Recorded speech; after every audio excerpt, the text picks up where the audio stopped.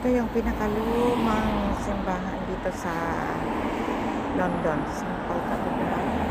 Ito yung magandang pasyalan at ito yung pwedeng photoshoot ng mga ikakasal, yung may mga ilan, mga binyag, kanyang mga debo. Maganda dito pag siguro pag gabi din ito maganda dito. Kaya yan, kung sino man yan mga nandito sa London, pasyalan nyo to.